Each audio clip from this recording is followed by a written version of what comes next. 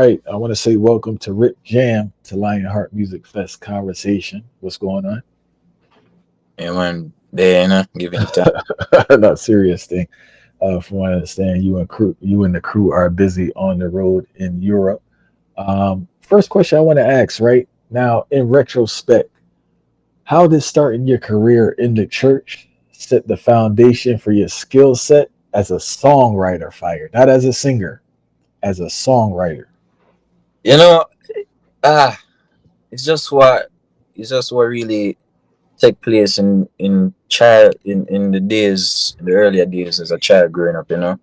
The struggles where I experienced that I saw my mom experience. Growing up, and I didn't start it to write until like further down when I'm much more older. You know, I'm in high school. I wrote my first song. I actually wrote Journey like in high school. Me and my friends wrote it, and later on I just like let it out now. But it actually started from them times. All right. And was there any particular people at the church, whether it's vocalists or instrumentalists, that really gave you energy that you looked up to? Oh, definitely, it was in Jamaica, so you have a whole lot of different denominations, but my one's like a revival kind, went to revival church. So it was all vibes, up tempo, music. So the encouragement was there. Me singing, it was like just a big deal for me, and be there singing for like 2 hours max in certain services, and it's good. I know. So you have a great experience. At a young age, you were on the big show on stage, right? Yeah. How was that for you performing on stage? And how the heck did you end up singing the Altanella song? So in high school, I actually been into loving reggae from a taller time, from the very early moments in that yard, people playing all the Jackures, them Buju Band, and it just got wider range of reggae artists until that very day. I'm in high school. We've been singing a lot of cover songs. Chronixx is my favorite artist, so I've been listening to Rocksteady for a long while during that time, and listening to the Alternatives medley. I would say, yeah, we have to put it together. So we're at this band competition. We in this band competition for 2 years straight. We won the first year that we entered. We came second the other year, and that following year, Raven Amana, that's the creator for the Jamaica's best school band, Bless her anywhere she did always. She actually gave us that opportunity to be on stage. So we had to get some songs together. Plus, we I had to implement the alternate medley. So I had to do that. I just did the alternate song. So it was good vibes, man. I And enjoy. and how was that for you socially after being on stage when you went back into your community? How did everyone respond? Like my friends, them, they didn't know that I could sing. So that was like little after I left school, and they were asking me what am I gonna do with my life and stuff. And I say, yo, so I'm gonna do some music, and they didn't believe me until like I let them hear like my first song, and them say, yo, you really have it, so just do it. And when I did on stage and I showed them, I say, yo, you body youth, you need to do you know, and that's how everything just actually be motivating for me, having them around you know, to encourage me and to just do the right thing, and yeah, All right, and you seem to be in a fortunate situation because you have real life mentorship through Philip, yeah, who did the road heavy with Earth Cry. He understands the touring. He has to understand the business side, creative side. How yeah, did you link up with Philip McFarlane, and what lessons have you learned from him about songwriting, performing, and touring? yeah. I mean, just a steady process. I met him, see him in high school after the second year in the band competition. He was the judge for the final show, and um we came second after the ending. He's giving the closing remarks and stuff. He acknowledged band that was there, and he single-handedly pointed me out and say, "Yo, there's something special about this guy right here. This sound, you know, he just needs to know more." So after all that, after the whole competition ended and stuff, he went to me and he said, "Yo," came to me and said, "Yo, we need to do some work." And I just say, "Yo," give him a number, and just all right, link up. Fun fact: it took me 6 months to get through to him because the following week, my phone got damaged and I just left school and it was really hard for me and stuff. So it took me 6 months to get back a phone. And when I get back a phone, that's the first thing I did. I text him, and he texts back and said, "Yo, why you take so long for link me?" And I say, "Yo, I didn't have a phone." Him say, "Yo, let's work." But at the time he was on tour with Urkrai in Qatar. So I just waited until he came back and we started to do work and stuff.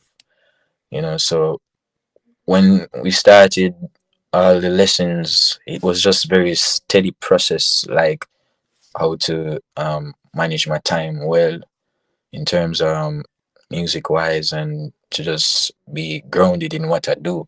Because he keep asking me if I'm sure I want to do this music thing, and I say yes, this is my dream because I see no other way out.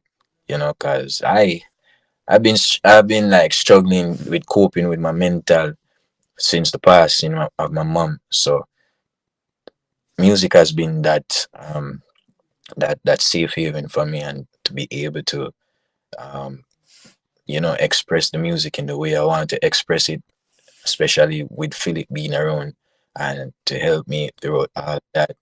You know, it helped me be a better person, and over the years I've been progressing, and I can see the progression, and I can say, yeah, I give thanks for this, and I'm going to forever keep doing it.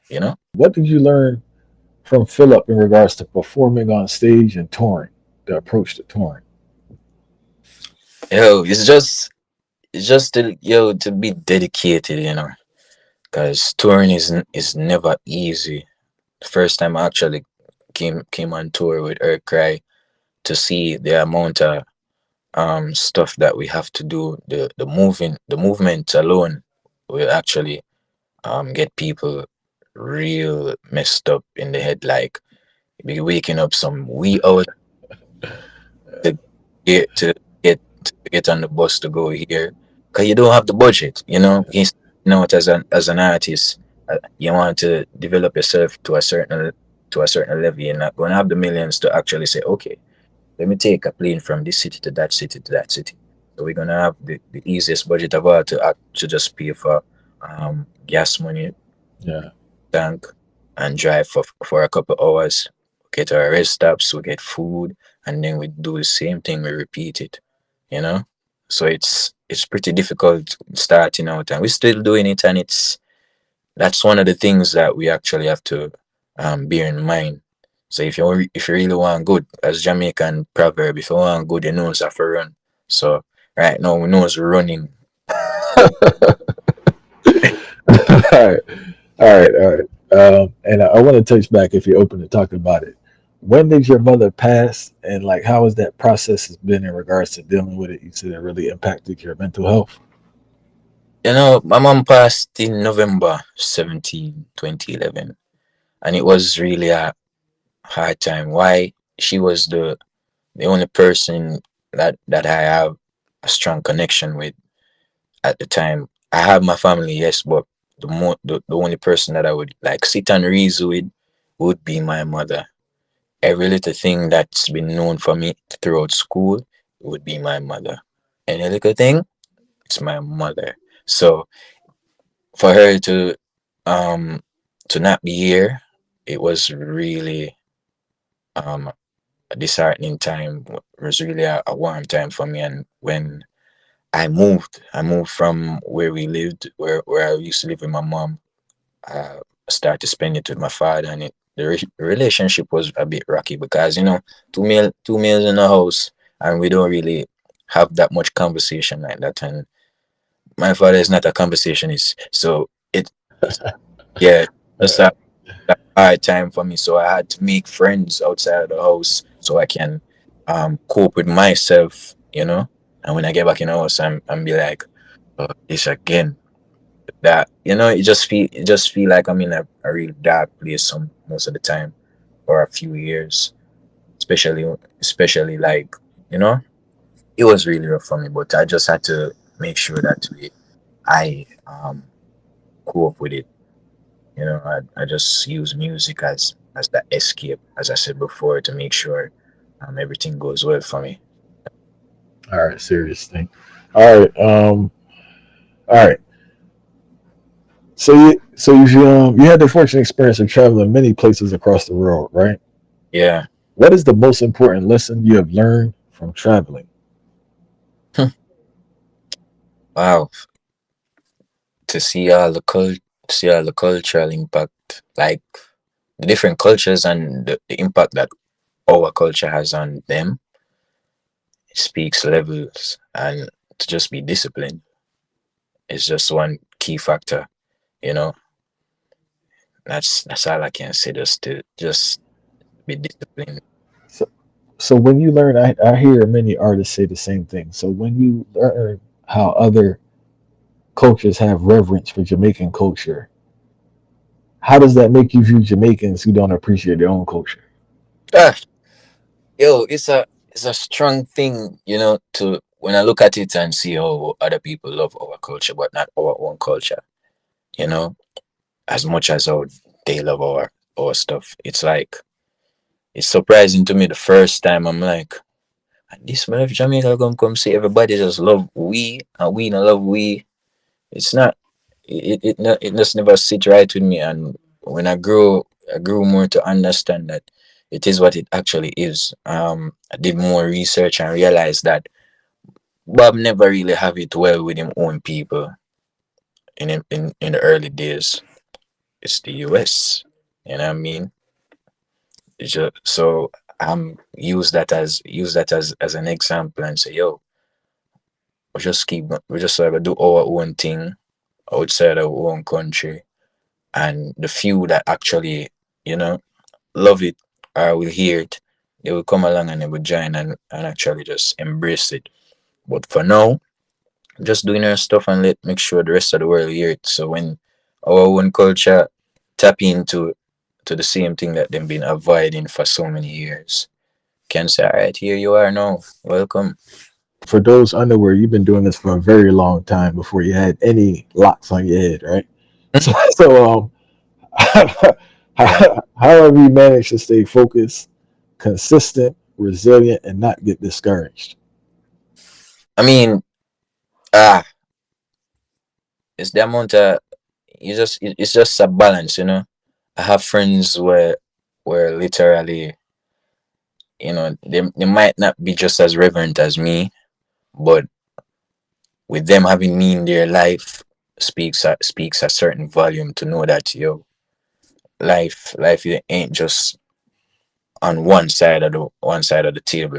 It's there's a whole different perspective to different things in this life. So to, for me to be a part of them life and showing them that you know have to be like this to prosper in this world. You know what I mean?